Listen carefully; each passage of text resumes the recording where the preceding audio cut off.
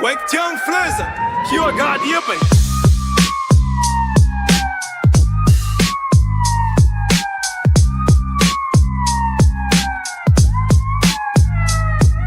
On that name! Put some respect on that name! Put some respect on that name! Put some respect on that name! Put some respect on that name! Put some respect on that name! From the academy grind to the final call, a thrill ride through the rise and the fall.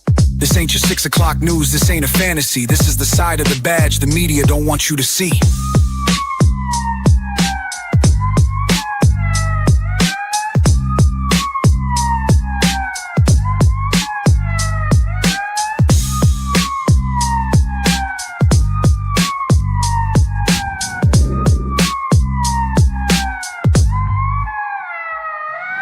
Law enforcement's favorite unk, the one they all salute. Coach Clee, the coldest detective to ever do it. With Sergeant B Safe dropping meaningful truth. They're bringing stories from the streets for the vets and the youth.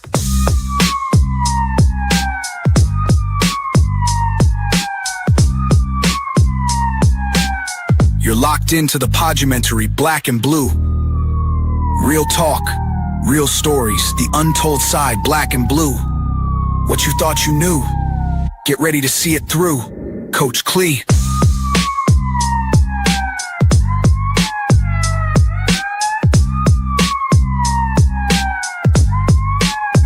Coach Clee.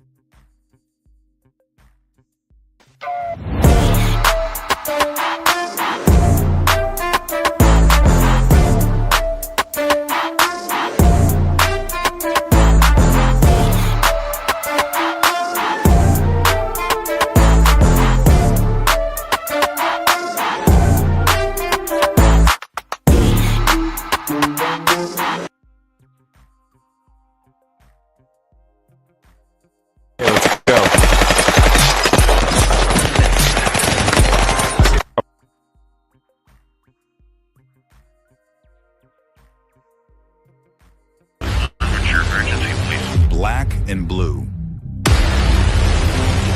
The Podumentary we discuss physical fitness, recruitment,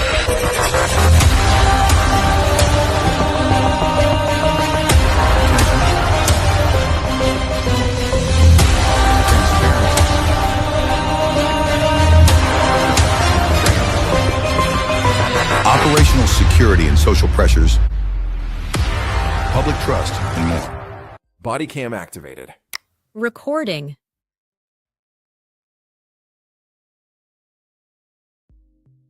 Welcome back, warriors of our community. This is Black and Blue, the podcast where we shine a light on the heroes among us, our first responders. Today, I'm reaching out with a heartfelt request. If you are so moved, every episode, we uncover stories of bravery, dedication, and sacrifice. But to keep this vital conversation going, we need your support. Imagine the impact we can have on educating the public and uplifting the very agencies that protect us. If you believe in the mission of Black and Blue, consider making a donation. It's not just about money. It's about standing with those who stand for us. You can help fuel this movement. Here's how you can contribute. You can find us on Cash App at Coach Clee, on Venmo at Coach Clee, or through PayPal at Clee Tilman. Every contribution, big or small, makes a difference. Together, we can continue to honor their service and educate our communities. From the depths of our hearts, thank you for standing shoulder to shoulder with us in this mission. Your support fuels our fight to honor those who serve and protect. Now let's gear up and dive into today's powerful episode. Perfect. Got the little screen going on. There we go. It made it bigger. Welcome to another month. It's the month of April. It's Financial Literacy Month. It's Coach Clee coming at you. It's your motivation speaker, your empowerment coach, your author and your favorite baker's favorite baker, Mr. Ecclesiastic himself, coming at you. I appreciate you guys hanging in there. We guys got to be entertained last month. We're bringing it to you with a new month. I appreciate you guys for tuning in. If you haven't already done so, please tag, like, share, subscribe. Wonderful things have happened since the last show, and wonderful things keep continuously happening throughout. So I got a great show lined up for you today. We're going to talk about recruitment and retainment. Of course, we're not going to shy away from that. We got an interview with an old school cop who's still working. He's on his second portion of his career, and he's transitioning into life after retirement. And we talk about that here on this platform often. So we're going to talk about that. We also going to get a small tour of what he's got going on after his life after retirement. Sergeant Be Safe is going to join us with two different cartoons, one on financial literacy because it is Financial Literacy Awareness Month, and the other one is on two different perspectives, and it'll make sense when you see it, because two people can be looking at the same exact thing and have two different ideas or opinions about it, and both of them can be totally correct. So he'll explain that when we get to that portion of it. We also are going to have a body camera discernment. We're going to look at a body cam video because there's a lot of there's going to be commentary as well. It leads up to the body cam on edge weapons and response to aggression, because I've been asked often, why do police officers respond and seem like they act so aggressively in certain situations? And this will kind of explain it for you. If not, it'll at least be thought-provoking for you. We also got a charity, the same charity we're going to be making a donation for. We'll explain that. We've got a new shirt that charity has came out with as well.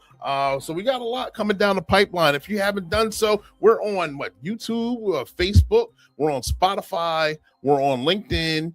Am I forgetting anywhere else? I believe that's all the channels. If you haven't already found, so make sure you tag, like, share, subscribe to either Black and Blue, Coach Clee, Clark Tent, what the other names, One Way Publishing.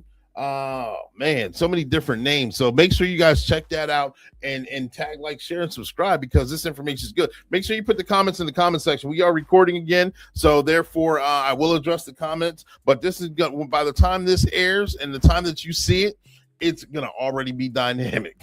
I was gonna say something. I lost my train of thought right there. But we're setting the stage up. All right. So first and foremost, we're gonna set the stage up with recruitment and retention and the importance of it. And this is coming from, do I have it keyed up ready? Let me make sure I got everything keyed up before I actually start talking.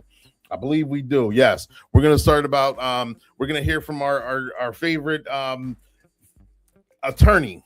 He got upset with me the last time I put his actual what he was and what he isn't anymore. So I'm just going to be nice about it. But he does make some good points. He makes some good topic points on recruitment and retention as far as it comes to law enforcement. So this show is going to be geared toward law enforcement personnel, and it's going to be geared also for the public. We're two sides of the same coin. We got to understand from the public standpoint why we operate the way we do, and also from the law enforcement standpoint, you need to make sure that you can maintain through this job, stay for recruitment and retention, and stay the course long enough so you can retire and live the life that you want to live. There is life after retirement, so you should be able to go ahead and work this career and get to that point. But here we go. Colin, take it away for me. So, Colin, let me ask you this question. In your perspective, from the occupation that you do, what do you think some issues are with recruiting new officers from this generation and getting them staying power so they can be good law enforcement officers and that want to stay the course? So obviously I interact with law enforcement on a daily basis, and the people that I initially began my career interacting with are now what they're considered to be the old heads in terms of law enforcement career, because the issue is keeping and retaining officers because they get worn out and burn out. And I think a problem with that is the current climate and what the community thinks of a police officer, right? Growing up, everyone wanted to be a police officer or a firefighter. I think now in today's society, no one really wants to be an officer, which is unfortunate because they're the ones putting their lives out there, risking it all to really benefit and have a safer community. Now, is there some bad apples out there? Yes, but that's in every profession that we have that. So I think a lot of the older officers are getting burned out and frustrated with it's not the same type of environment and atmosphere that when they started as it is now. So I think that is a problem with retaining the officers. And then on the flip side, recruitment is the same thing. Why would someone try to become an officer when they're just going to get out there and not feel that they have the community support backing them when they're out there putting on that vest and that badge? But that's not to say that officers or the community is the only reason why, right? I think the officers need to realize that they work for the community. They need to be more respectful to the community, and the community needs to respect them back. I think it's a give and take, and both of them aren't just isolated in terms of being the problem. So retention, I think that goes with the older generation is getting fed up with, not being able to do things that they were trained and what they were taught to do. Now it's a new climate, and the younger generation just thinks, I want to arrest 10,000 people and that will make it better, and that's what's going to get me promoted. No, you got to put boots on the ground. You got to talk to the community, and that makes the younger generation better officers at the end of the day. Man, I think you covered a wide gambit on recruitment and retention, and I appreciate that.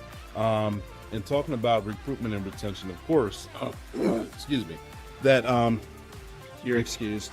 Thank you. That's really going to be edited. Thank you. I lost my whole train of thought. But got it. Where was I going? So therefore, for recruit, You got to keep that in there.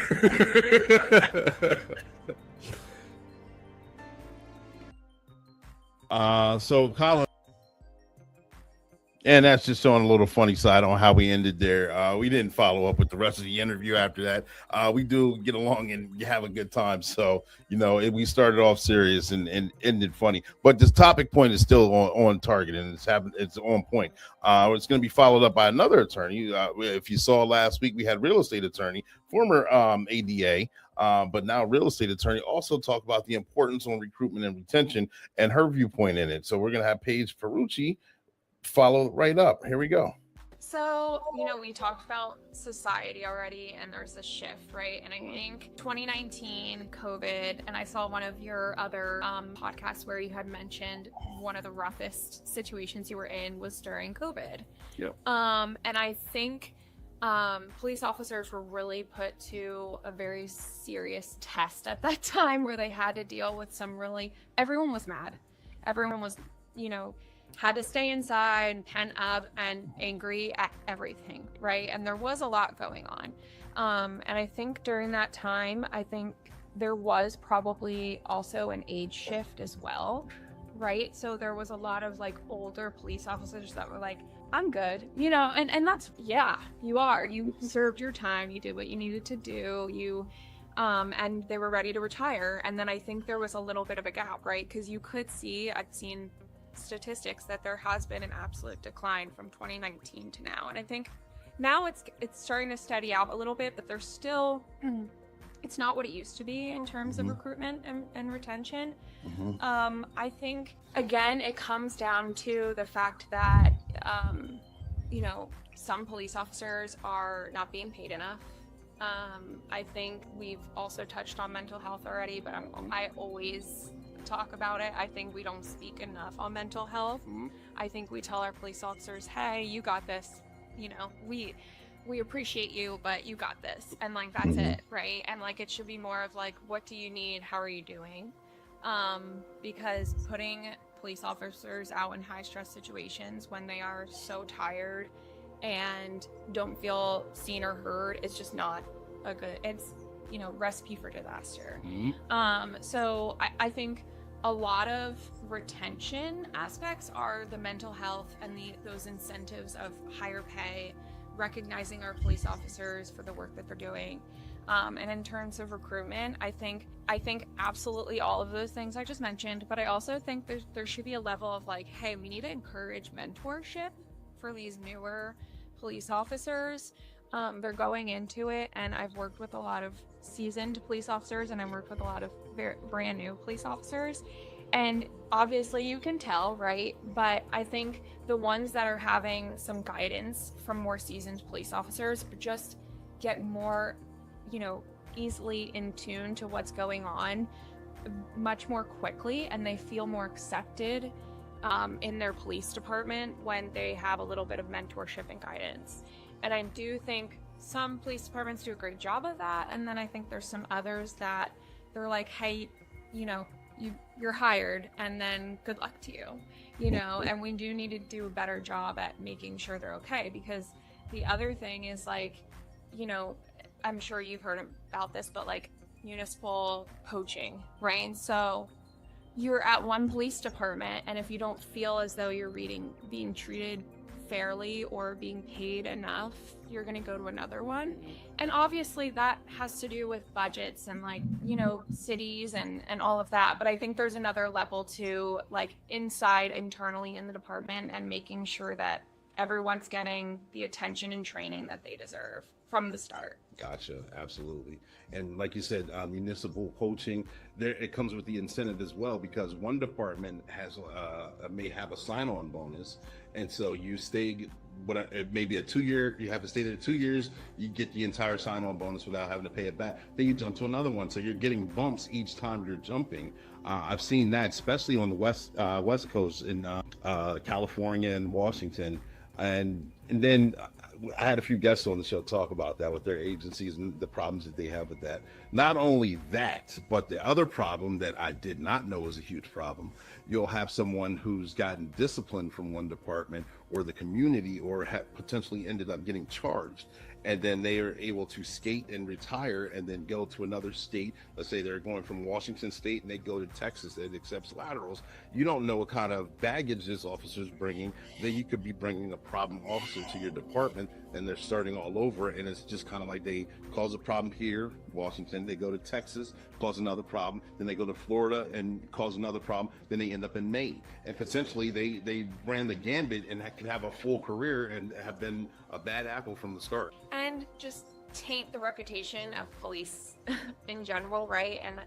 And that is, I think, the problem with what we're seeing again in society. Like, people just think sometimes police officers have a bad rap, and I think those are the ones that are causing that bad rap. But of course, because they get to bounce around, or they get to do scapegoat these things, right? Like, they get away with it. Mm-hmm. And yeah, that is a problem, right? You hire someone with a sign-on bonus for those 2 years, and then you've trained them, you've put resources and time into them, and then they leave and go to a different municipality. So what happens then? Well, you lose all of that work you've put in. That's money, because it's actually better to retain someone than to hire new and train again. You're actually spending more money as a municipality by doing that. So, I don't know the core answer to how we continue to retain those people when they're like 2 or 3 years in, right? Like, what's our answer to that? I don't really know, because I've never worked within the police department internally, but I do think there's a level of, like, mentorship, feeling seen, feeling heard, and feeling comfortable in your position that you don't want to leave, right? And also, again, just continuing to do higher pay grades each time, so that they know that, hey, maybe I'm 3 years in, I've finished my higher on bonus here, but in another 2, I'm going to get a nice big jump, and it's well deserved, right? Gotcha.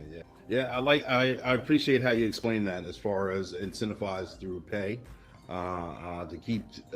It's beneficial to stay on, as opposed to keep retraining, and losing that the money it costs to get a new officer and get them up to speed, for one. For two, like how you talked about mental health and mental awareness as well, because being worried about the individual officer has a lot to do with it. If you feel like you're with a department that just uses you as a workhorse and grinds and grinds and grinds and doesn't care about how your family's doing, doesn't care about what you just went through, if you had death in the family or anything that's personal. You start to disassociate yourself from that, and that's part of mental health. That starts bringing on the stress, the cortisol, the potential uses for illegal narcotics or alcohol or whatever the vices may be. So yes. To add to that, I mean, I've seen a lot of recruitment issues in Philly, right? And like we see a lot of high crime right now in Philly. And I think the problem is that they're just not, you know, you have a lot of issues, political issues down there where they're not respecting police officers. And I think we need to get back to, again, that community aspect of like, let's trust our police officers. These people here are here and they're from our community, and working on building that trust, right? Because it doesn't just happen with the community. They're not going to be like, oh yay, you know, you live down the street from me. It really needs to build, but I think they've lost that down there, unfortunately, and they have to work back into that. One more thing I wanted to add about retention that I thought of, and it's because I have this issue too, but student loan repayment. Oh, yeah. I don't know, and you would probably know more than me, how police departments handle that with student loan repayment, or if there is a lot of that. But I know with when I worked at the DA's office, I think one of the benefits of working there is, hey, we didn't get paid a lot, but there was student loan repayment that was ticking, right? So that was an incentive, and I know a lot of people who are willing to stay in a public interest position because they know that their student loans will get paid off. So that's just another one to add, because people don't realize our millennial generation, a lot of us have student loans, and we're facing that right now where you're trying to like move forward in life. And our baby boomer parents had bought houses and you know, all the things, and we're just trying to pay off our student loans. So I think that's another one that could be a great incentive, and depending on what kind of department you're in. Gotcha.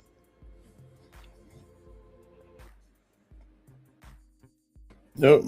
There we go. Yep. Back on screen. Wearing the all green. All right. Like, there you go. So there's good talking points right there for recruitment and retention, as far as pay incentives, trainings, looking for departments putting a lot of money and time and effort into training an individual officer to keep them on and keep them useful within the department and the community itself. Individual officers have gone to school, whether it's college, the academy, military, want to pay off student loans as well. There's incentives there. It's many different styles of incentives, a lot of things that officers may or may not take into account. It's just a couple talking points on that. We're going to stay the course though. What do we have coming up? So I have the special guest, the recruiter. I'm sorry, the main event interviewee is Angel Arce, and like I said, he's been on the show before. As far as giving his viewpoints and topics, he was on last month's show. He was supposed to be on the year the world shut down on COVID. We were going to talk about his current position at that time, and also his dojo or gym where he was training students in martial arts.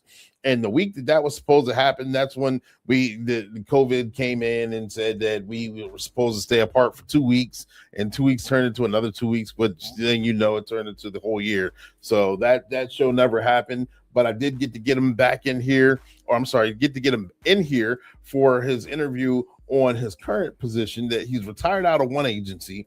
He's currently with another agency, and he's also working his part-time gig, which he loves to do. I don't want to take away from him. I've known him for many years. I've known him as a corporal for one department. I know him as a no-nonsense cop for another department, and also just hanging around out and speaking with him. He's good to unload on, and he unloads back. And I mean that in a good way, as far as just having a conversation from cop to cop. You want to have someone that understands the game, that understands the lingo, so you guys can relate and have deep, heartfelt conversations. And he's one of those guys. So we're going to jump right into Angel's Arce's interview. I know he's dying for this one. So here we go. Main event right here. And the show's not over after that. We're going to keep going, but we're going to jump right into this one right now. Angel, take it away. Ladies and gentlemen, boys and girls, we got another episode right here. I got a special guest. I've been trying to get him on the show for years. And we're going to have a lot of fun, a good discussion. But I got Angel Arce right here. Angel, can you tell me a little bit about yourself and your influences with law enforcement? All right. Born and raised in New York City. Came to Harrisburg early 80s, so I'm kind of telling my age. So, like most of our guys coming out of the high school, we went to college or military, went in service, et cetera, and got into law enforcement. I believe I might have been like 27 years old. Okay. Started with the Capitol Police. Did about 26 years there, retired. Went into the school district, which I'm right now with Central Dauphin School District, and this is my 3rd year. And I'm also following a personal endeavor, which is I'm getting into screen printing. Gotcha. But that's a quick rundown of what I've been doing. Perfect. And so with you being in law enforcement, starting off with another department back in your 20s, you got to see a lot of changes throughout the course of this the career. You think the changes back then, or the way we were taught back then, are extremely different than the way we police now, or do you see it in increment of a small amount of changes? No, it's huge difference. When I first started, it was even the police academy, and I've also taught. So I didn't mention this, but I've taught at the police academy for 5 years, and defense tactics. So from the police academy, when I went through to when I started teaching, it started to change. It became a little bit more friendlier, became a little softer. The way we did police work when I first started is a whole lot different than what it is now. So it took a big left. It's taken a big left, and I think society plays a big role in that as to why is it happening the way it is now. Gotcha. And what do you think?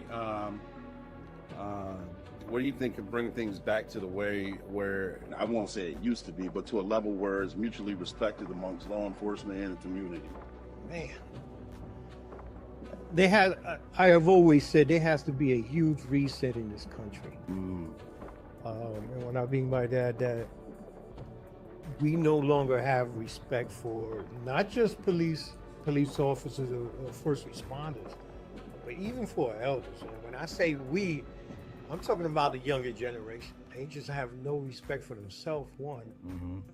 Parents, and then if they don't have respect for those two, we're really behind the 8 ball. Right. You know what I mean? And then this is where you get that unfortunate situation where people forget that law enforcement have to go hands-on sometimes.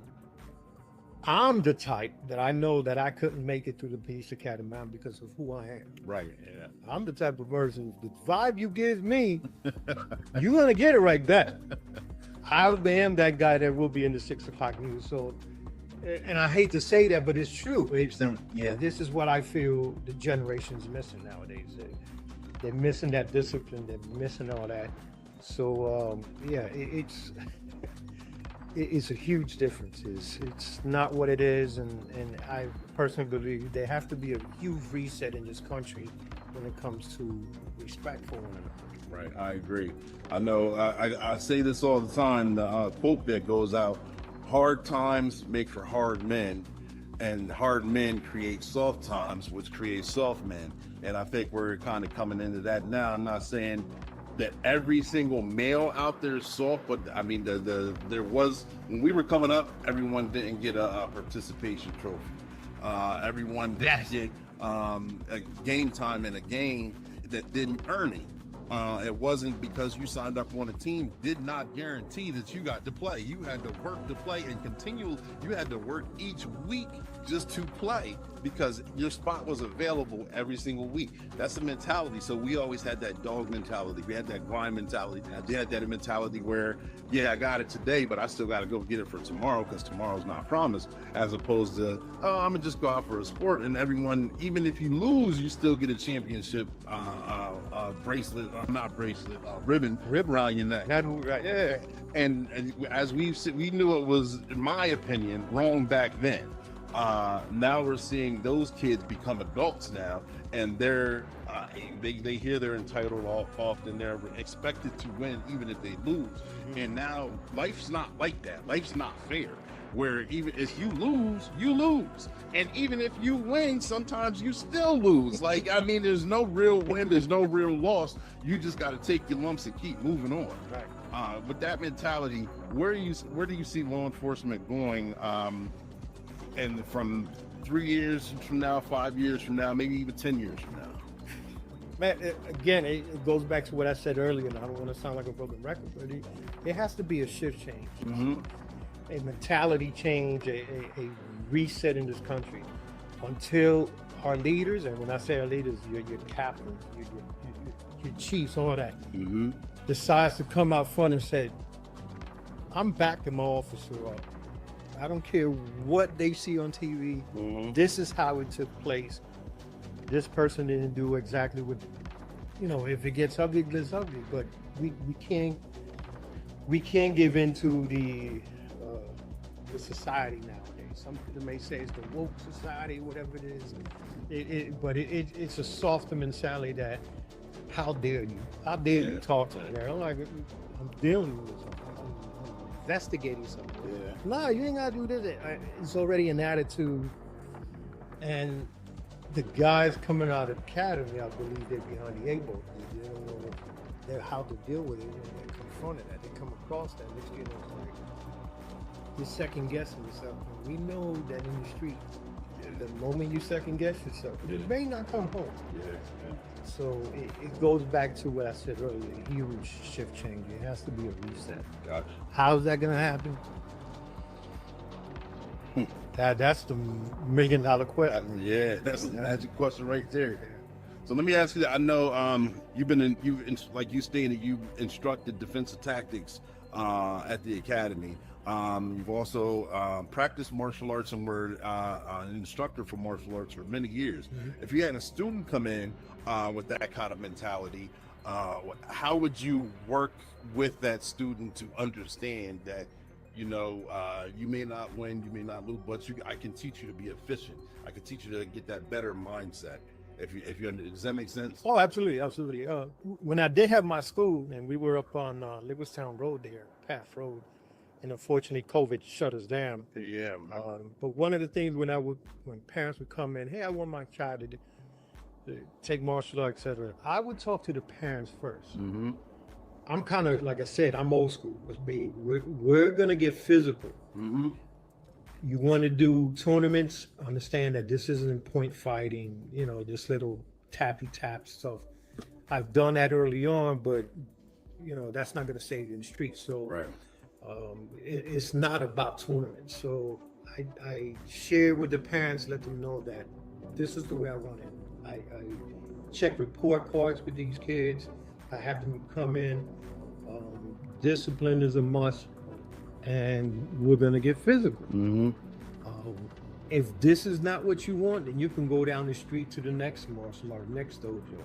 But you have to let them know straight, the parents first, depending on the age, that an expectation.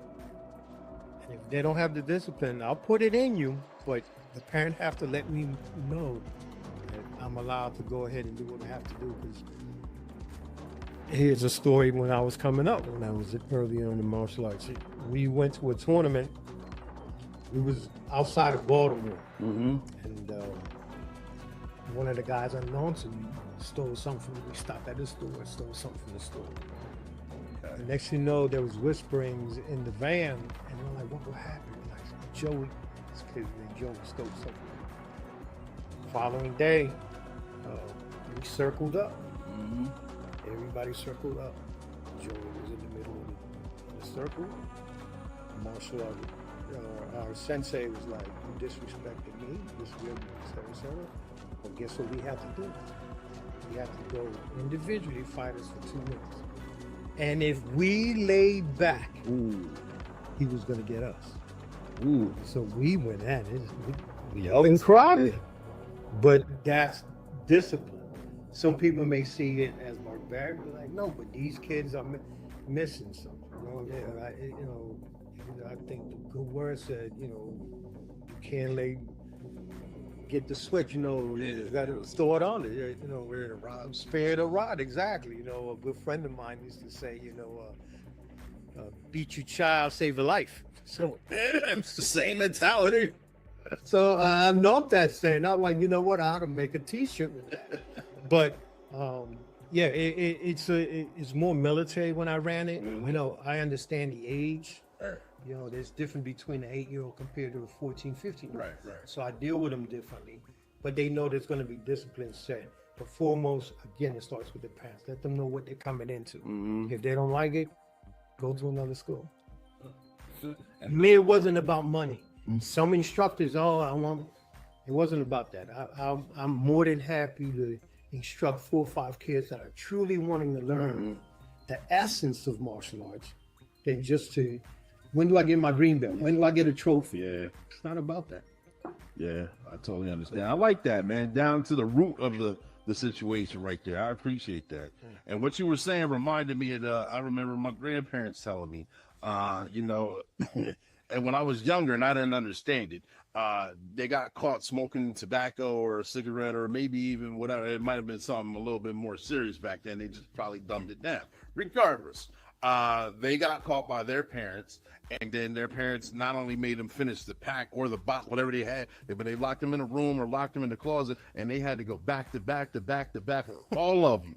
And at the time, you're like, man, that's torture. Like, how that's killing their lungs or whatever. And you're at that young age, so your lungs will bounce back. But the lesson was taught because it got so annoying, so nasty, you probably threw up.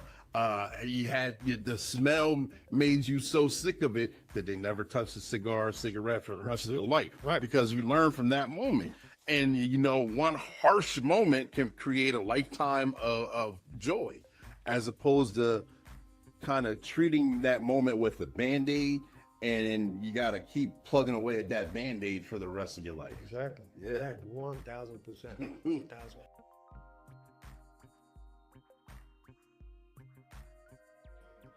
All right, there we go. Let me get that. Why does it minimizes? I hate when it does this, man.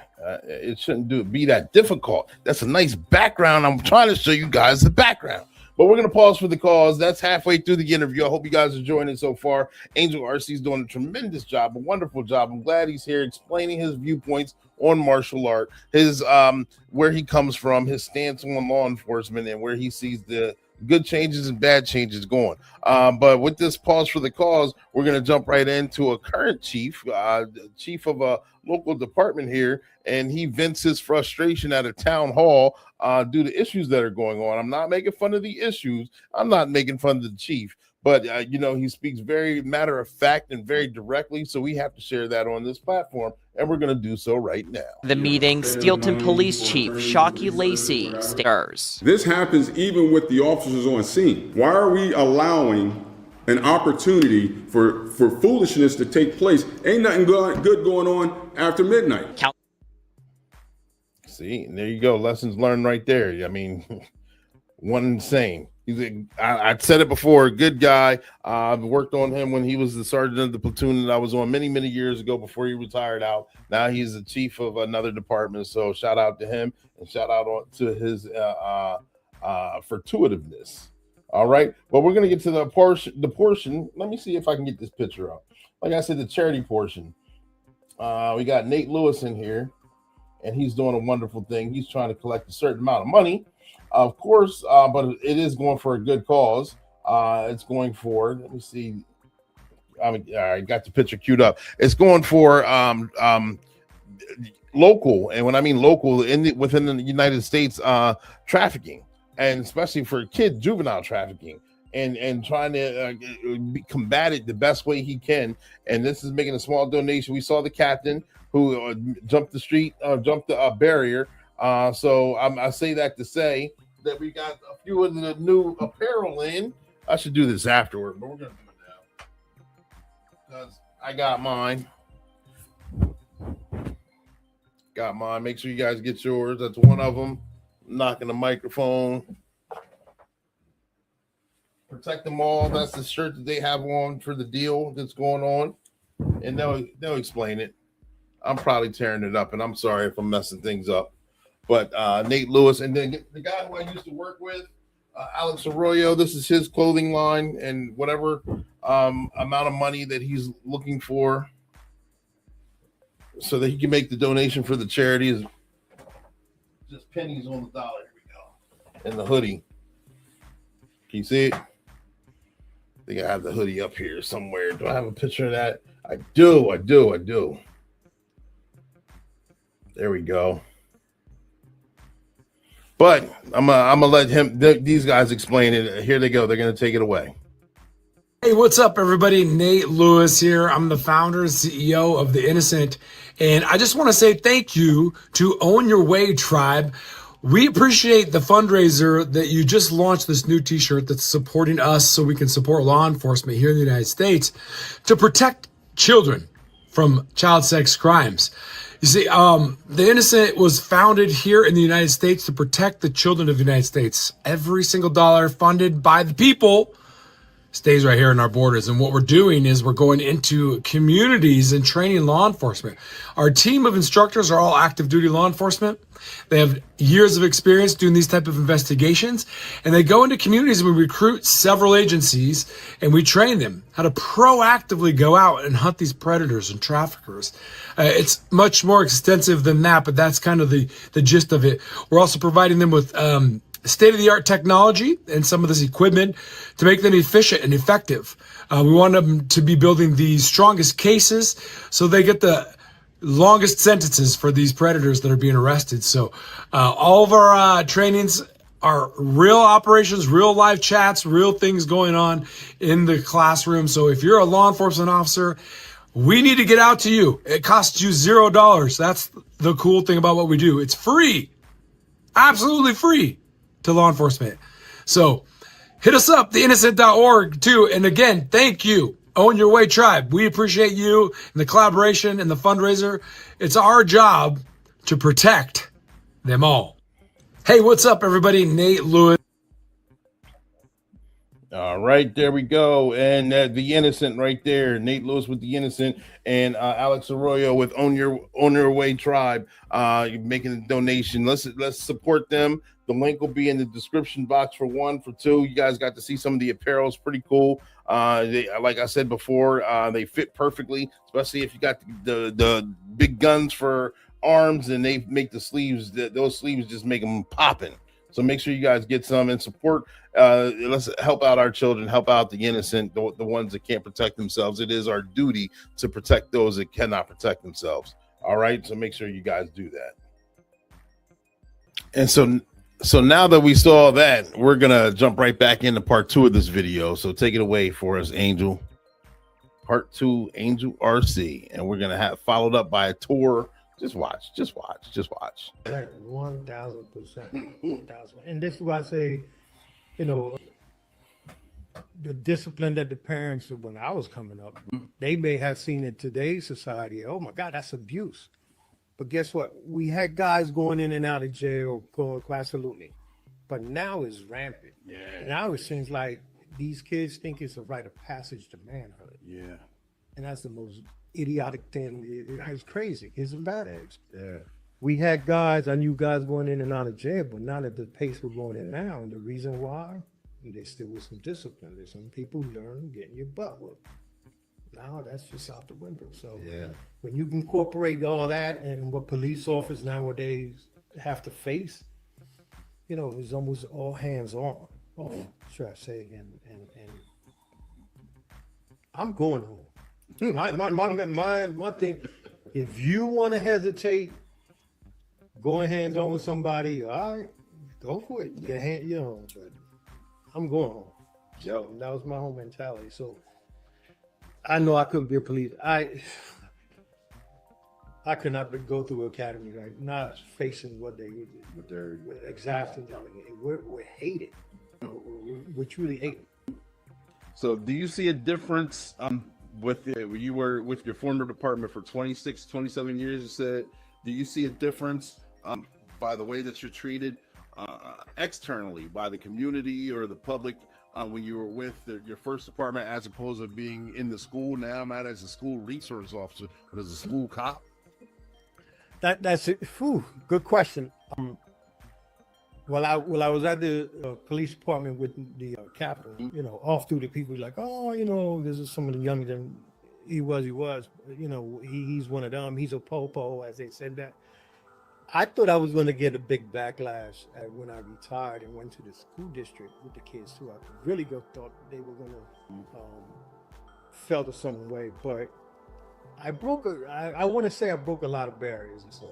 Where they accepted, they knew where I came from, but that's just it. They knew the vibe they give me, and I'm gonna give it right back. So when they saw that, they kind of understood what was going on, and they knew that I walked the same streets they did. I came from the same neighborhood they did.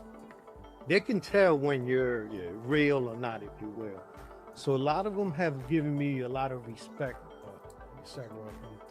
but at the same time, they do what they do. The stuff that they come out their mouths, what they say to the teachers, and it's, you shake your head. You shake your head, and going a step further, you see some of the parents coming, and you're like, wow, I see where they get it from. So there's a two front. You got to deal with the kids, and you got to deal with sometimes parents coming in and acting like, you know, like shake it like food. Yeah. But it's rewarding, but it's also, you know, you grab your head like, why? Why did I do this? Yeah. Does it seem like more now? Let's say you deal with a kid, they give you attitude or whatever that you may or may not know from the school. They respect it. It's just one of those moments. You know, kids can flip at a moment sometimes. They got other stuff going on. So, I mean, not saying if they're always like that, but they just had a moment. All right. The parents come in. Do you see more of the parents actually being on the side of the administration for the school and law enforcement, or do you see them immediately taking the child's back, not even knowing what the full situation was? More the child's back, first and foremost. Gotcha. And that's, you know, they don't want to hear it. They don't want to hear it. And like I said, you see where the child get it from. Yeah. It's like, man, I'm gonna go on and say it again. I mean, you know, there's some parents that share in the business making kids. It's just that simple. I agree. Yeah. And you're continuing the cycle. Lack of discipline at home. They come to school acting what they want to act. Then when you check them, the parents got issues. So now I'm not dealing with this. Now I'm dealing with an adult. Yeah. And then, you know, when adults speak to me, I speak to them right back. And they report me and whatever. I don't care. I'm not, you know, I don't throw my weight around, but I've always said, I'm not going to be disrespectful. Right. I mean, let's talk.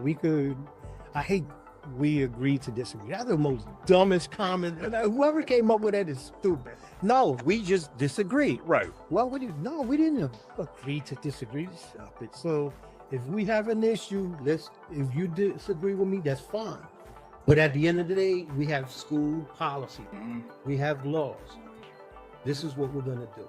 Yeah. Now I don't have a problem, and there's a process to that. Take it to the next level. Go see your lawyer, go see the superintendent, the HR. But you ain't got to come in here dropping all kinds of bomb at me. I'm the wrong person to do that. It's just so, don't disrespect the principles, et cetera, et cetera. Let's get on what's best for us as adults and the child. Right. Other than that, this hoot and hollering, we're just solving nothing at all. Yeah. I know, it's being in the business myself. I get an individual who get in their feelings or emotions, and normally that's what's triggering it is their emotions, they're not involved. And I just trying to be the mediator. I learned early on, just calm down. Saying that never works. Intrusive emotion. Yeah, I know. So I actually learned, I'm like, listen, I know you're feeling the emotions of rage or sadness or something. I actually acknowledge whatever the emotion is, and it catches them off guard for that second, and they may let it go for a minute, but I'm like, if you hear me out, I can make this make sense. If you can put that rage, the feelings of rage aside, like that feelings of sadness aside, and it doesn't work all the time, but I get more success from it. And still, like you said, we can agree to disagree, or we don't. I'm cool with that. We don't have to agree, but I appreciate the fact that I will listen to your side of the story, but you got to give me the same respect. Listen to my side of the story, what's going on, the facts that are presented to me. If we are able to have a conversation and you still disagree, cool. Right. But at least we were able to at least talk about it like grown adults. Right. Exactly. Yeah, man. Exactly. Yeah, but it's a hit and miss. Had to tell them, let me, okay, and then they just cutting you off. Help me. So, yeah, it's a tricky at the school. It's real tricky. I believe you said my pet peeve. I've done it with other officers, of victims or suspects or whatever. Is when I'm in the middle of explaining something that you ask me or you have a question, don't cut me off. Oh. And then they're like, bah! I'm like, listen to me. And I said, my biggest pet peeve is cutting me off. Do not cut me off. Let me finish my sentence. Let me finish my thought. I'll probably answer your question if you let it finish. But if you keep cutting, 3, boom, boom, cut, I'm done. I'm talking. Yeah. I'm like, I don't know how to explain anything else. Exactly. That's just me, though. I'm not saying that for the podcast. I'm not saying that does or does not work all the time. But everyone, you got to come up with your own method and your own things that you don't bend from. So. Sure. Yeah. Yes, sir. So, with law enforcement, where do you see you working as a school cop now? Do you see yourself continuing on? Or do you see a finish line in the final horizon? The horizon's really, really, really close. I am so done. Listen, I wore uniform early on from the military through. I am done. I don't want nothing. I don't even want to be a security officer. When you hear me, I don't even want to do nothing. So this is where, I wanted to do screen printing for quite a few years. And I said, you know what? Stop talking about it and start seeking it out. And I've been Googling trying to find schooling, training.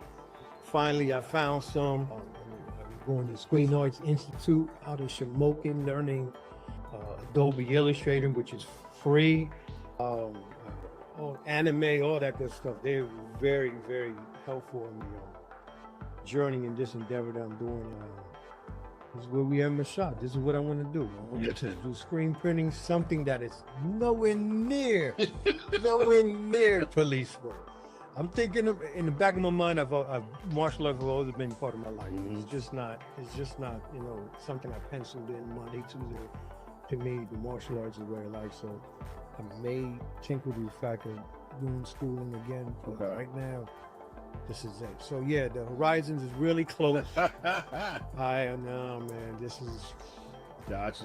For somebody else. Yeah, so to touch on my next question, you segued right into it perfectly too. Got a lot of individual guests and people who view the podcast once this is recorded and all that are either retired or soon to be retired.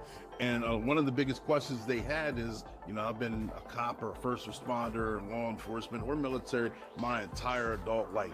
That's all I know. That's the idea. I'm used to, like you said, wearing a uniform. I'm used to being here at a certain time. I'm used to getting off at a certain time. I'm used to being regimented and disciplined because that's what I eat this way. I work out this time. Everything, boom, boom, boom, boom. And now that life's coming to an end, that disrupts everything for them. So understanding chapter 2 of your life, what is that chapter 2?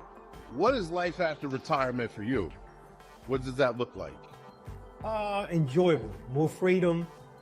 Again, just less of a headache.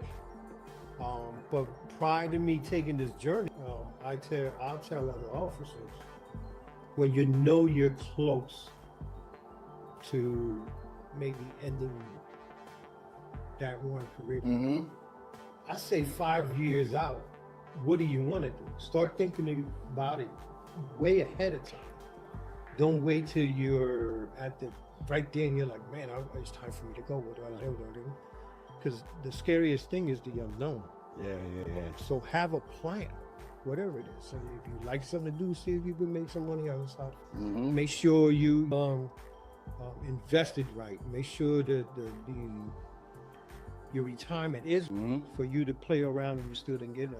But 5 years out, at least, start looking into something else what you want to do. Right.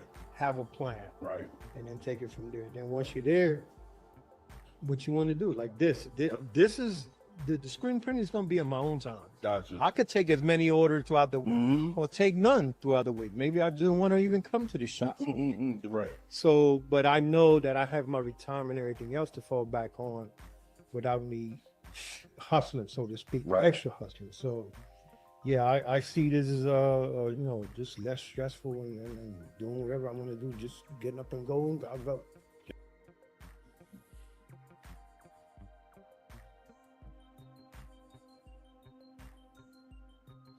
Shout out to you, Angel, and your screen printing business.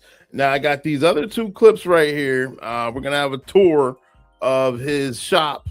You know, when he feels like going in and getting some business done, he could do 20, he could do none. It all depends on what he feels like doing. These 2 clips, I just uploaded them while you guys were watching the video. I added these on, so they're not edited. And I know sometimes we may talk a little unedited as well. So I hope there's nothing crazy in these clips. If so, I'll try and catch them.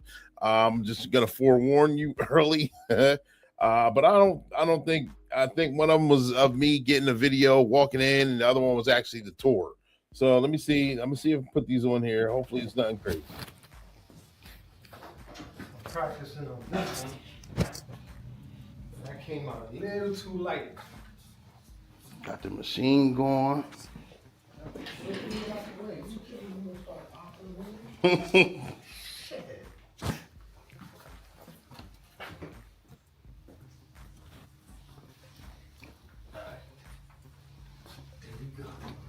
the sun right there. There's the sun right there. There we go.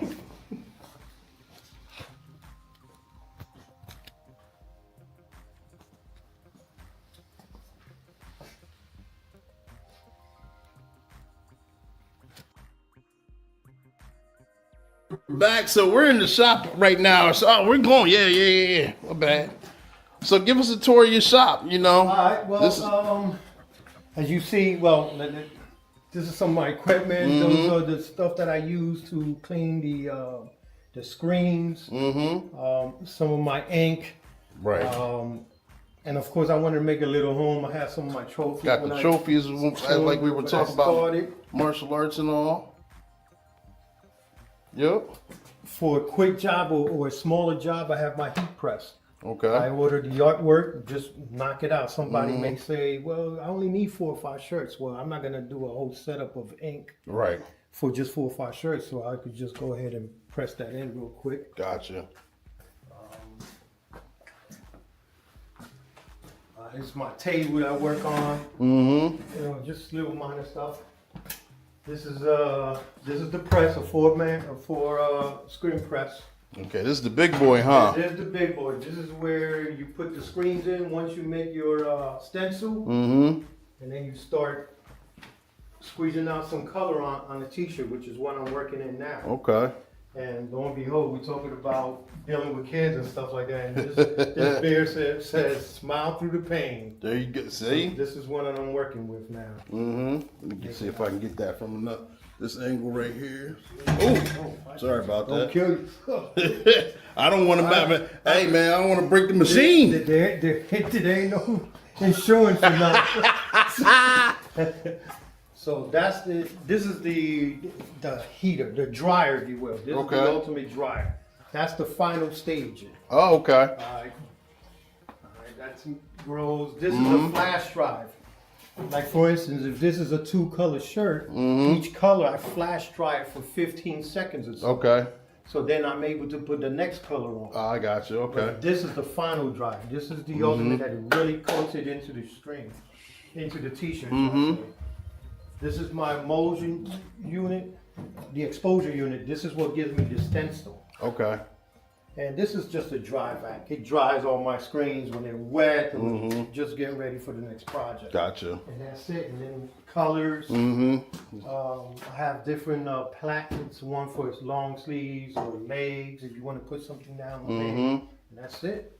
Okay. That's it right there. Man, you got your own space here. It looks pretty peaceful. It's tucked away from everything and everyone. Get up in this frame a little bit. So therefore, we talking about life after retirement, and he gave us a tour of the shop that you come to. I know we're here for us. It's the weekend. By the time this gets shown, it's going to be more than likely a weekday. But still, working in law enforcement and preparing yourself for retirement, he's already got his set up. He's talked about being a martial arts instructor and may possibly get back into it one day, maybe not. But still, he has that luxury to think about it. You're coming up soon on your exit plan that's on the horizon, and you've already got your shop set up. You got orders coming in. You're doing your thing. Trying to. And then we all know Army leads the way, so we'll just I mean, I gotta highlight it because it's part of him and it's part of his shop. I understand, but we all know what the truth really is.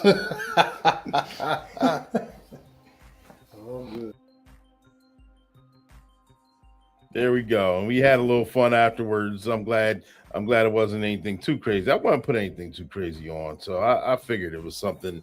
A little home quality. Just keep it PG, keep it a family show. While we have fun and we learn and we educate and we not educate, but what is it? Edutainment. Yes, yeah, got that from the coach himself.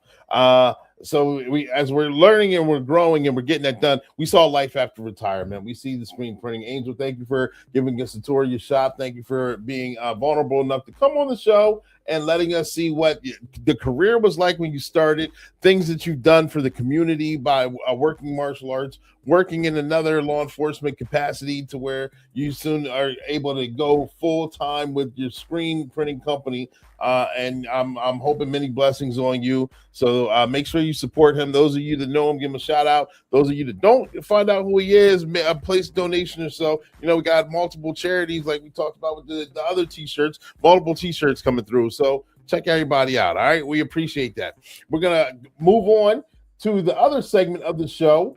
And like I told you before, because two different things can be right at the same time. And why are we talking about that? Because we're going to talk about edge weapons and we're going to watch the body worn camera. But, you know, building up to that, you know, Sergeant Be Safe is going to give us the intro. So here we go.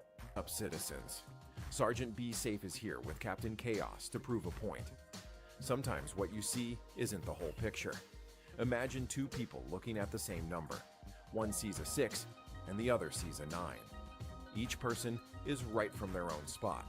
And that's a perfect example of how different perspectives can shape what we think is true. Just because someone sees things differently doesn't mean they're wrong. This is a powerful lesson in understanding each other. When folks realize that personal experiences influence how they see the world, they can open up their minds and have better conversations. So, when a buddy disagrees with you, remember, it's all about perspective. Now let's bring this idea to everyday life. In the community, everyone has their own views and experiences, and that's what makes it vibrant and exciting. When neighbors come together to discuss issues, like a new park or school, they may have different opinions. Instead of arguing, they should listen to one another. By understanding different perspectives, people can find solutions that satisfy more folks. Just think about how much better a community can be when everyone feels heard. So let's practice listening and appreciating the views of others, because together, everyone can help build a stronger, happier neighborhood, where everyone feels safe and included.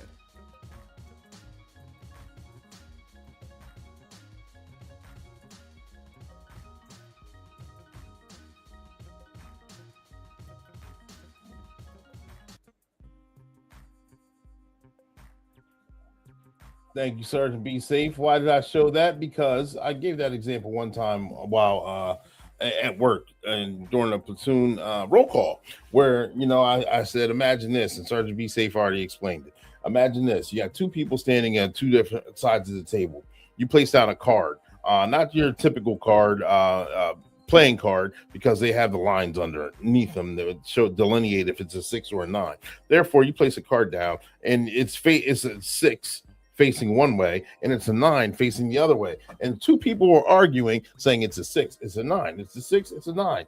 And realistically, they're both right. But if you go switch positions, the other person is right. You're looking at it from a different viewpoint. Why do I ask you this? Because I get asked this one question a lot. And so, Noah, let me ask you this. Explain to me why you believe law enforcement officers shoot people or suspects with knives and or edge weapons. What is your feeling about that? Hello, my name is Noah. My question is, why do police officers feel the need to pull out their firearms when someone is just holding a knife? Honestly, it seems way over the top. To me, a knife just isn't as dangerous as a gun. I mean, why not fire a warning shot or use non-lethal methods instead? When I see these situations unfold, it's hard not to feel like there's a better way to handle things. A lot of these incidents involve people in a mental health crisis. Why aren't crisis intervention teams sent in to de-escalate instead of tactical units? It feels like the police are quick to resort to lethal force. And that's just unacceptable. There's this idea called officer-created jeopardy, where critics argue that officers often escalate situations instead of calming them down. If they weren't so quick to pull their guns, maybe they could find more effective ways to handle these confrontations. It's frustrating to think that someone with a knife who may be struggling could end up dead because an officer felt threatened. I mean, sure, I get that a knife can be dangerous, but I think most people underestimate how quickly someone can close the distance. But why can't they just use tasers or pepper spray instead? Those options seem way more reasonable than going straight to lethal force. And let's talk about how movies portray police work. We've all seen those action films where officers effortlessly shoot a weapon out of someone's hand or take a suspect down with a perfectly placed shot. While I know that's not how it always goes down in real life, doesn't it at least suggest there are more precise, controlled ways to handle these situations? It feels like there's a middle ground between mindlessly taking a life and making an effort to stop a threat without resorting to immediate lethal force. When police use deadly force, especially against someone who might not even be armed, it just fuels more distrust, especially in marginalized communities. It feels like every time one of these incidents happens, it's a reminder of how broken the system is. So why can't we rethink how these confrontations are handled? Why does it always have to escalate to deadly force? There has to be a better way that protects both the public and the officers involved without resorting to guns. It's time for a change, and I really hope we can start having these conversations. Those are just my thoughts, though. Thank you. And thank you, Noah, for sharing your thoughts. I appreciate that. But we're going to have a follow-up, of course, by this young lady here who's going to add her opinions and thoughts as well, because we're going to talk about it. We're going to have the conversation. So here we go. You know, it really gets under my skin when I see news reports about police encounters that end in tragedy, especially when someone's just waving a knife around. I can't help but think, why does it always have to escalate to deadly force? Like, seriously, couldn't they just tase him or something? I mean, look at the situation. I'm in trend. A lot of the time, these individuals are in the middle of a mental health crisis. They're not necessarily a threat to anyone but themselves, and instead of sending in trained professionals who can actually talk things down, we send in armed officers. It's like pouring gasoline on a fire instead of trying to put it out. And let's not ignore the racial aspect of this. I see the statistics. People of color are disproportionately affected in these scenarios. It's infuriating to think that my community is often seen as more threatening just because of the color of our skin. Why is that? Are they trained to see us that way? It's not just about the individual moments. It's about the systemic issues that lead to this. Why aren't officers trained more in de-escalation tactics? Why isn't there a focus on communication and understanding? Instead, they seem to reach for their weapons first, and that's just not right. I keep asking myself, what would happen if we invested more in mental health resources and community programs? Imagine if we had a system where medical professionals could respond first, where the priority is to calm the situation rather than escalate it. I mean, don't we all want to go home at the end of the day? It's exhausting to keep watching these cycles of violence and loss, and all we get are empty promises for change. It feels like we're stuck in this never-ending loop, and I just want to break free from it. Why can't we do better? I agree. Why can't we do better? That is a good question. However, you start sending medical professions in, and the scene's not safe, then that just causes potentially for other casualties, victims, unsafe scene. Yet the scene has to be safe first. A lot of people think that law enforcement is out here to end life, to cause chaos, to be destructive. And yeah, I mean, you're entitled to your opinion, but you know, you got to bring order amongst chaos. And so therefore, when someone's responding to physically, they're responding violently, our job is to stop the violence. Our job isn't to, once the violence is stopped, is then to maintain the scene, to go ahead and treat individuals who are injured, hurt, or provide care to the individuals as well, the suspects as well, who possibly have created this situation of that needed to be followed up on, that needed to be investigated, that needed to be dealt with in that moment, because those moments can turn on the flip of a dime. But we're going to continue on. Amanda, give us your thoughts. Ladies and gentlemen, boys and girls, I'm sitting here with Amanda. Amanda is one of my favorite hostesses here at the Cigar Lounge, and we're asking a very important question. She has no idea what the question is, so we're going to catch a total and natural reaction, but it is geared toward law enforcement. And one of the questions I have that is very consequential and pivotal in the law enforcement arena is, a lot of people ask me, why do police officers shoot or use deadly force against anyone who's holding or wielding a knife or an edged weapon? Does that make sense to you? If someone is holding a knife and they approach a police officer, people often ask, why didn't that officer shoot them in the shoot the knife out of their hand, shoot them in the arm, shoot them in the leg, fire a warning shot? Do you think it is justified or unjustified for a police officer to use a firearm or a deadly weapon against someone holding a knife, and why? Wow. That's a good question. I feel like if you feel that your life is on the line, if it's life-threatening, I feel like you're within your rights to defend yourself. Now, I don't know if there's another strategy you could approach. I feel like death is probably the last thing you want to resort to.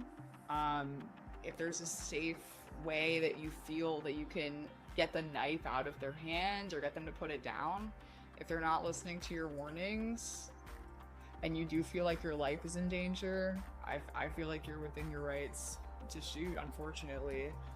So the state of Pennsylvania says a knife is a deadly weapon. So police officers can match a deadly weapon with a deadly weapon. Yeah. And a lot of people are like, well, it's just a knife, you brought a gun. Have you ever seen someone in a knife fight before? No.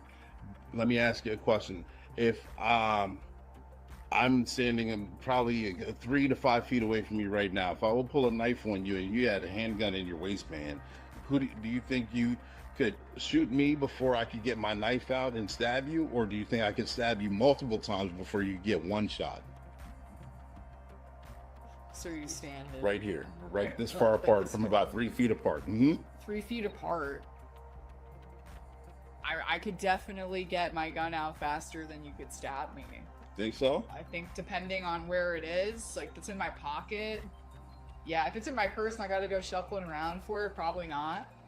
So let me ask, with nervous energy, so you have to process it, think about what you're doing, and react. While the person who is having the knife already knows what they're going to do, so they have a step on you because they already know what they're going to do. How fast do you think? If I wanted to hurt you, and I'm not going to hurt you, I'm just training scenario purposes.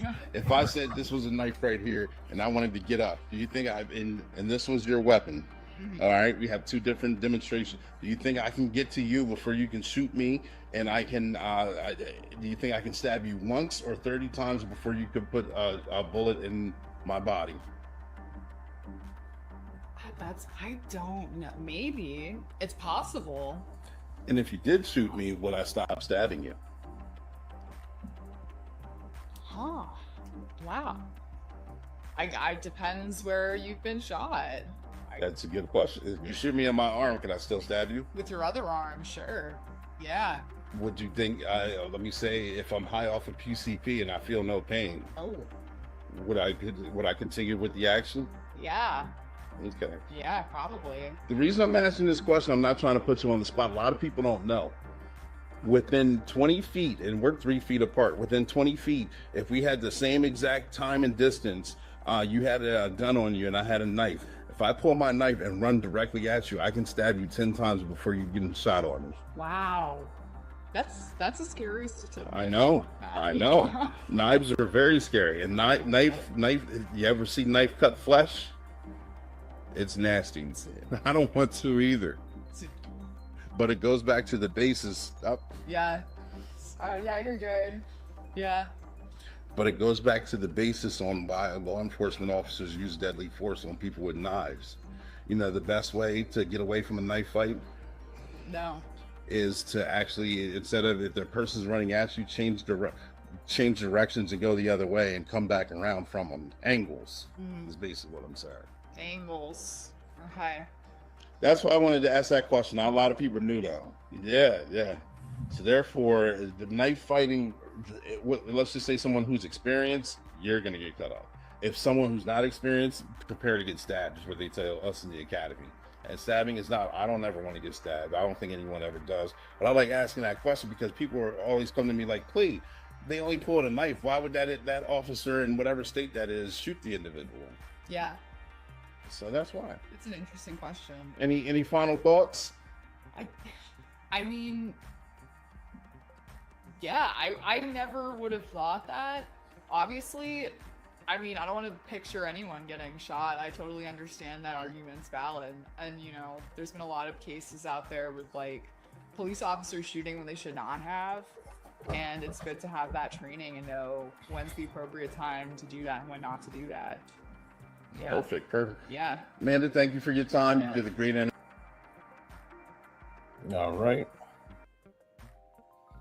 That off of there, minimize that screen. Good job. That's a little bit of you saw the eye opening in that one. You kind of see the thought process as opposed to what you see on TV, what you hear about someone carrying a knife and you could shoot it out their hand or shoot them in the arm or leg somewhere where it's not as life threatening. But if someone really didn't want to stop a threat, a shot like that, they can get shot multiple times, even in center mass, and continue on with the threat. So therefore, our job isn't, and I think I say it in this next clip, it's to stop the violence. It's not to actually remove people off of this planet Earth.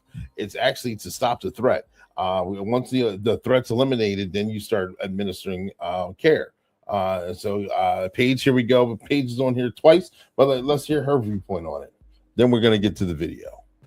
We're back here again, and the topic on the table now is a discussion that has came about from the public always wanting to know why a suspect or any individual, will say, I think that's a better choice of words, that is armed with a knife, whether they're using it aggressively or not, why do police and law enforcement draw their weapon on them for whatever reasons there are? Paige, from your perspective, can you explain to us why you think it is or is not important for law enforcement to have their weapon drawn for an individual armed with a knife? Yeah, so I'll just say this is my personal opinion, and I'm not a police officer, so I've never been in a high stress, high level situation like that. Before I was a deputy district attorney, my opinion was different than it is now. Understood. Makes sense. Yeah, so I back then thought, why are we drawing guns so quickly? Why are we, I would assume that people were immediately going to their gun as a safety thing, and I honestly truly thought it was like a lack of training. But again, your adrenaline's going through you, there's a lot happening, right? Now working with police officers and having seen some really crazy situations or having dealt with cases that were really crazy situations, I think it's case by case. I'm really into some employees, but I think you don't realize how quickly something can happen, right? And it could be detrimental if you don't have your gun ready when someone does have a knife, right? A lot of these situations, people are coming at you and you don't know the level, and you're there to protect not only them but others. And there's been situations where there are people in the house and someone else has a knife, right? And like, how do you handle that? And I think police departments do their best to train you in every type of situation, but it will never fully prepare you for what could potentially happen. So I think that, you know, if you've done all the training, you're absolutely, you know, you're in this situation where someone's coming at you with a knife, like, if your gun is drawn, then that's how you protect yourself and others. That's what's necessary. And again, my opinion has changed since seeing it on as close to the front end of that as I can, and seeing those situations where there was a lot of victims that could have potentially it been a fatal situation, or the police officer could have fatally, you know, been injured or died. And those are the situations where, because a gun was drawn, or there was some sort of taser or something available, like readily available, not, you know, having it out, was necessary and life-saving, essentially. Absolutely. And I agree with you. Our perception was different before the police academy as well. I'm like, couldn't you shoot the knife out of the individual's hand, or couldn't you shoot him in the leg or the arm or something? The leg or the arm. Yep. We're we doing this, yeah. But then I through the academy, I also learned, and I've seen in videos of actual videos, a suspect can get shot in the leg or arm and continue on with their action, especially if they're on some kind of narcotic that's mind altering. Yeah. Then once you learn that, you view things differently. And to break the perspective that police officers are out here trying to kill people with knives or any kind of weapon or edge weapon, we're actually trained to stop the threat. So therefore, we're not trying to kill the individual, we're trying to get them to stop their actions. If they stop with the weapon being drawn, perfect, that's a good day.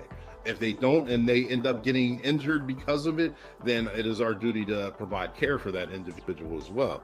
But I remember watching videos, or I'll go back. I remember watching Cops and wondering why you couldn't just wrestle the knife out of someone's hand. Then I get to the police academy and we have those rubber knives, and we're in situations and you don't know whether it's going to be a peaceful interaction. You don't know whether a gun's going to get drawn. You don't know whether a knife's in play or baseball bat. You're just thrown into a situation and told to, it's a noise complaint, go figure it out. And from there, you have to go figure it out. You knock on the door, you're dealing with, and this is acting and role playing, and it's still stressful. The individual comes to the door, may or may not have an attitude, may or may not have something stuck up their sleeve, and as you're asking questions, they're standing 2 feet away from you, and all of a sudden they got a butcher knife in their hand that you didn't even know where it came from, and now you're in a fight for your life. And I remember, from my perspective, me professionally, I remember I got stabbed in the jugular, I got stabbed in the chest, in the rib cage with the rubber knife while in role playing before I could even draw my weapon. And that gave me the mental perspective, like, wow, it can happen that fast and I can't even draw down. Yeah, I think I remember one of the situations that specifically started to change my perspective on it was this individual was under the influence of PCP. There was nothing stopping him. He thought he was God, essentially. And like, they really can be, in that sense of like, nothing's gonna hurt them at that point, right? So there is a level of like, at that point in time when you understand that an individual is very dangerous, could hurt other individuals, because this person was in a public space, you do have to act fast. And at that point in time, like, it could be fatal for you or others if you don't, you know, do what you need to do. So. Yes. So thank you for giving me that perspective, and thank you for giving me your training and experience through the district attorney's office. Wrap up with? No, thank you so much. I think, you know, again, going back to, it's really hard right now for police officers. I think a lot of people want to immediately jump to conclusions about police officers and why they're in their job and what they're doing. And I think it does go back to, obviously we need to start to present and create this trust between communities and police officers again. But, you know, being someone who had certain views about police officers before I even got into the district attorney's office, and then honestly completely changed my mind on how I saw things. I think people just need to educate themselves and go back to why are they here, right? And you guys are here for public safety.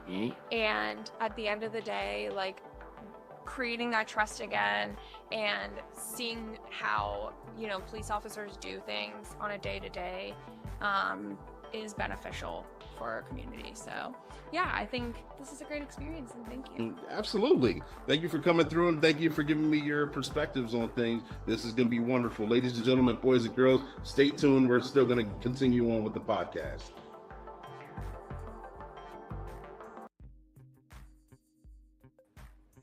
You mean with the Podumentary, but I understand what I was trying to say in that moment. But yeah, so there you go. 4 different interviews, all hopefully teaching you something, waking your eyes up to something. We're going to get to the video here with the body cam, but I just also want to show this because this came across a Facebook feed where a lady somewhere, you can read the caption. Many of you may already know, critically, I believe, or stabbed the kid in the cart and put the kid in the hospital where this lady was apprehended, I believe, the ultimate way was basically a seizure of her body, and as far as believe she was shot and killed is what I'm trying to say, in the apprehension of her. And she I don't know the backstory, but I just saw that right there, and that's enough right there. That's scary enough. And it's the overhand aggressive look like the movie Psycho. That's exactly what I think of. So understanding the dynamics of individuals with edge weapons on how quickly things can get volatile. And we're going to watch this body cam, and I'll try and explain things as it goes on. I think I'm losing my voice now, but we'll continue. And I want to give a shout out to the Sacramento Police Department. I believe this happened late last month, so this is pretty current. On March 10th, 2026, just before 6:45 p.m., the Sacramento Police Department Communications Center received a call reporting a disturbance involving a weapon in the 3100 block of Northstead Drive. The caller reported that an adult male on a school campus was armed with a knife and was chasing anyone who approached him, including another adult male. The caller also provided a description of both males and the knife the suspect was armed with. 911, what is the location of the emergency? While officers were en route to the school, a Sacramento County Sheriff's Office helicopter arrived overhead. The Sacramento County Sheriff's Office Air Unit broadcasted over the radio to responding officers that they had located an individual matching the suspect's description in front of the school, and that they had given the suspect multiple commands to put the knife down. Multiple commands. Long sleeve light blue shirt and dark view from the helicopter. Shorts. Black shout out to our Adidas dispatchers shoes. that have to actually. Drives has a large. I want to give a shout out to those. They have a difficult job as well. A lot of questions that they have. Copy the code response. And air from San Juan. Once we get units close, will you give him some commands, see if he's cooperative, he'll prone himself out. We've been telling him to drop the knife. I don't know if he's just ignoring us. We've got a unit. Giving commands from a safe position. He's still not going to. Suspect holding a knife, a butcher knife, just like we talked about in the interviews.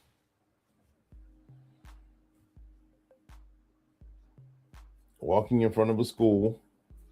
There's yours. Gunpoint. He's not cooperative. Want a gunpoint? Sees the cops, walks away. All right, Star. He just started turning around and walking back away from the unit now. Still knife in hand. Now he's coming back towards the unit. Probably about 50 feet of distance between him and the unit for now. He's walking towards the unit. And commands to drop the knife over PA. He's wielding it. It's being brandished. All right, he's refusing to back away from the officer. He's walking aggressively toward the officer with it brandished, with it pointing at him. Officer does the right thing. 11, copy on Rocco 3. Commands and backing up.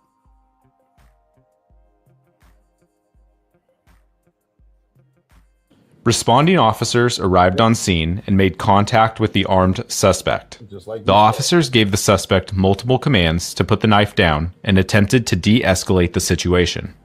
The suspect refused to drop the knife, continued to advance toward officers, and an officer-involved shooting occurred.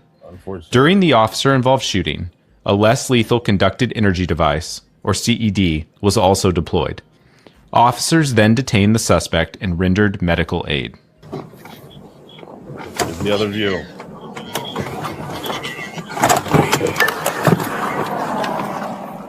Sir, put down the knife! Sir, put down the knife! Sir, please, put down the knife! Stop! Basically sound like he's begging him. Charles 16, he's walking towards me with the knife. I have him at gunpoint. He's not cooperative. Sir, please put down the knife!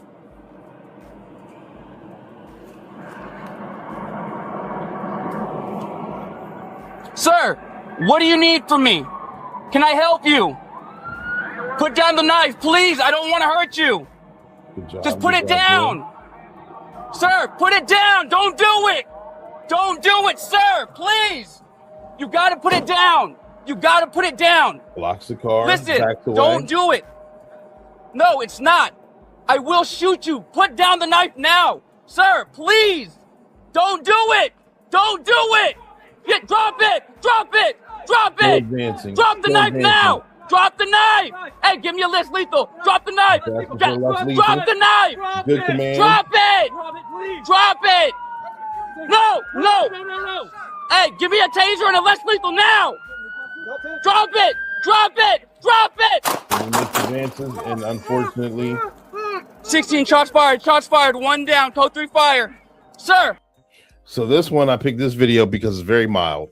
It's milder. I'm sorry, I should say it. It's milder than some of the other ones that I went through and checked. I didn't want to show a whole bunch of blood, guts, and gore on there, but it shows that the aggressiveness. It shows that the conversation. It shows the rapport that was he tried to establish, and until he had to make the shots fired. I mean, he had to go ahead and protect himself and others potentially. So therefore, as soon as the shots were done, we're going to continue on with this video and see how they start rendering aid. Where's the knife? Drop the knife. Where is it? Where is it? Hold it. No, stay with me. Stay with me. Where's the knife? Where's the knife? Hey, stay down. Stay down. Stay down. You got it? All right. Moving. Ready? Hands. Good Ready. communication, good Go. command. Go. Get the hands first. Hey, grab a med kit now. Yes, he's injured, but potentially they don't know exactly what they're dealing with. And detained. They told him. Hey, gloves. We're trying to take care of you, bud. Alright. Hey, Pat. Any other weapons? Okay. Got something in the right pocket? Okay. It's a phone. Alright, we got one GSW to the stomach. Give me chest seal. Chest. Yeah, running that. Scissors. Got another. You guys are doing a good job. I got it. Transitioning from one thing to another. Stance. The threat has been stopped. Now it's showing You're fine, care. bro. We got you. All right. Providing care. All right. So one to the stomach. One to the stomach. Chest seal. Did another chest seal for the belly button. Looks like Give me it's that. right next to that. The following body-worn camera video shows Officer Number 2 arriving on scene and deploying a less lethal CED as Officer Number 1 discharged their firearm while the suspect, armed with a knife, advanced toward officers.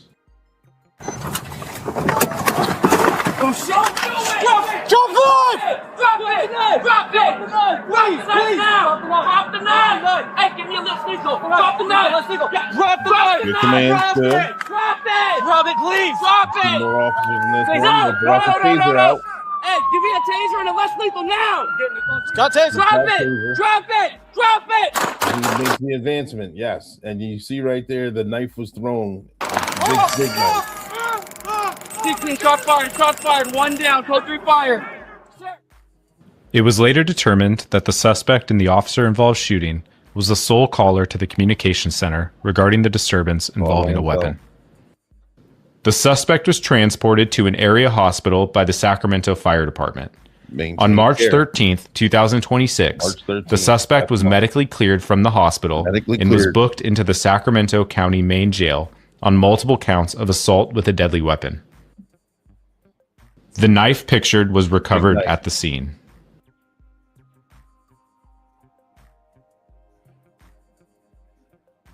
And there you go. See, that's why I wanted to show that the different stages, the different two different viewpoints. That shows a knife being thrown. That's a big steak knife for anyone standing in front of a school for whatever reason, and then not listening to commands from the air and also directly. And the officers didn't engage immediately. They got there, they gave commands, they started backing up, they even tried to back up. It's good to, what is it, a tactical retreat to re-engage. And then as soon as he started advancing in an aggressive manner and running toward the officer had to go ahead and do a double tap, maybe even 1, 2, 3. And right after that, immediately after that, once they determined where the edge weapon or the knife was thrown and it was gathered and out of the way, the suspect was handcuffed. You never know if he has, if they tell you if there's one, there's always two. You don't know if he has another weapon. He was still alive. He's still moving. If he really wanted to, he could have got off another edge weapon and started trying to do some damage, put handcuffs on him, and immediately started rendering aid and rendering care. Therefore, he gets to go to the hospital afterwards and then get whatever treatment he needs and go through the court process the way he's supposed to. So that was a good job. Shout out to the Sacramento Police Department again on those guys. And there we go. Got that right there. So we're going to transition because you already know that April is Financial Literacy Awareness Month, and Sergeant Be Safe wants to show us, explain to us. Last year we had on Attorney General Tim DeFore, and this year we're going to have Sergeant Be Safe give us a quick rundown on financial literacy and how important it is. So I hopefully you guys liking this transition. You're liking this new vibe. Make sure you tag, like, share, subscribe. Put some comments in the comment section. Let me know how I'm doing. Let me know what you like. Let me know what you don't like. Let me know what you want to see. Let me know what your thoughts and opinions on some things are. All right. But here's starting to be safe as we transition. Ladies and gentlemen, I am Chief Financial Officer Ned Gaines, and I'm here with Sergeant Be Safe. As we gather to recognize April as Financial Literacy Month, I want to highlight a vital opportunity for our law enforcement personnel. Financial literacy is not merely a matter of numbers. It's a pathway to empowerment and stability, both personally and professionally. Imagine a world where our officers are not just protectors of the peace, but also secure in their financial lives. Financial stability directly impacts not only their mental health, but also their on-duty performance. When officers experience reduced financial stress, they can focus more effectively on the safety of our communities. In today's landscape, fraud is rampant. Our officers are prime targets for scams that threaten their personal assets. It is imperative that we arm them with the knowledge and tools to identify and combat these threats.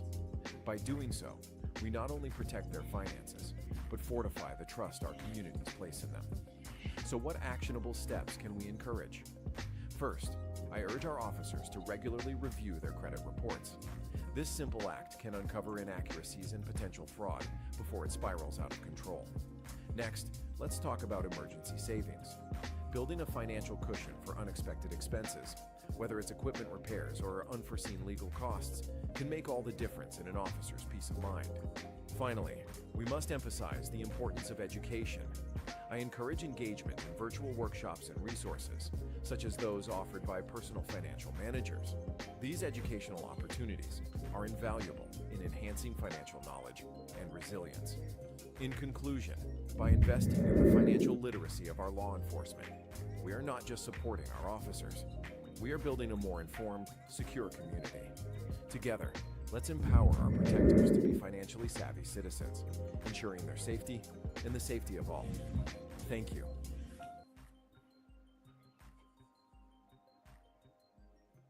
There we go. Thank you, Sergeant Be Safe, for that rundown. Take full advantage of this month. Take full advantage of what you can learn from it for investments, retirement. And that's not just for law enforcement. That's for everyone as well. Wanted to touch on that because it was prevalent for this month, and we always want to bring good information. But that's the show for today, ladies and gentlemen, boys and girls. I hope you guys enjoyed it. I enjoyed it, providing that knowledge. I want to give a shout out. Thank you, Angel Arce, on his second career right now for law enforcement. Going to be doing his screen printing business. To all those guests who provided their knowledge, wisdom, and opinions, I appreciate you guys letting me interview you guys and putting you guys on the stage and being somewhat vulnerable, but allowing me to get your opinions and put out there. Also, Sergeant Be Safe, the two cartoons, the perspective. Two different people looking at two different things can both be right and within the same kind of concept. Also, financial literacy. We talked about that. We talked about the edge weapons and the importance on why law enforcement has to stop the threat with individuals carrying knives and other edge weapons. Many other things. We had a lot of good conversation. Let me know what your favorite portion of the show was. All right. And we're not done. We're not fully done, but we are wrapping up. I just wanted to show if you check my website, workwithclee.com, it's scrolling below on there. I was supposed to do a talk. It didn't happen, but I did come up with it still happened. I just wasn't able to attend. So shout out to the partner who was able to have the talk with the girls on being cyber savvy. Sorry. And things to learn and look out for, protecting yourself online. Slide number 1. Slide number 2 and slide number 3 based on that presentation. I'm saying all that to say, because if you go on my website, if you go on my website, workwithclee.com, I have a full manual, a PDF that's free to download on different tips and techniques on keeping yourself safe while online, especially for your juvenile. So make sure, parents, if you're watching, download it. It gives you talking points to talk to your kids with. Kids, if you're curious, download it and go through it and see ways that you can remain safe so you don't become a victim of sexting or any deep fakes or any of the latest trends. We're going to get on that as well. I know there's a couple cybersecurity events coming up next month. I'm looking to dive into that. So I'm hoping you guys are looking forward to that. I know I am. 4 stages of an officer's career. You guys saw that. The first phase, purpose. The second phase, agitation with management. Third phase, time to pass the torch to retirement. Fourth stage is retired cop tales. And I've seen those stages come through and through and true and true.